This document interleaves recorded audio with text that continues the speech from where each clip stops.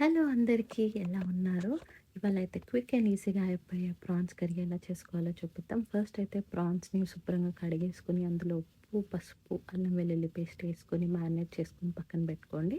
ఇప్పుడు ఒక పాన్ తీసుకొని అందులో ముందుగా మ్యారినేట్ చేసుకున్న ప్రాన్స్ ఏసుకొని అందులో వాటర్ మొత్తం ఇంకిపోయే వరకు ఫ్రై చేసుకోవాలి. ఇప్పుడు అదే పాన్‌లో కొద్దిగా ఆయిల్ వేసుకొని అందులో ఉల్లిపాయలు, పచ్చిమిర్చి, ఉప్పు, పసుపు, అల్లం వెల్లుల్లి పేస్ట్ ఏసుకొని ఇది మొత్తం గోల్డెన్ బ్రౌన్ వచ్చేంత వరకు ఫ్రై చేసుకున్న తర్వాత కొద్దిగా కరివేపాకు కూడా యాడ్ చేసుకోవాలి. ఇప్పుడు అదే ఉల్లిపాయలో మనం ముందుగా చేసుకున్న టొమాటో ప్యూరీని కూడా యాడ్ చేసుకోవాలి. టొమాటో ప్యూరీలో కూడా నేను కొద్దిగా సాల్ట్ యాడ్ చేసుకున్నాను.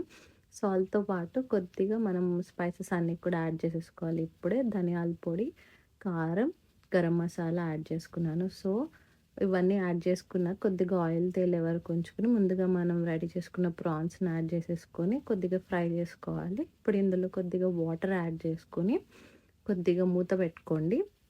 వాటర్ బాయిలింగ్ కన్సిస్టెన్సీ వచ్చేంత వరకు కొద్దిగా మూత పెట్టుకోవాలి.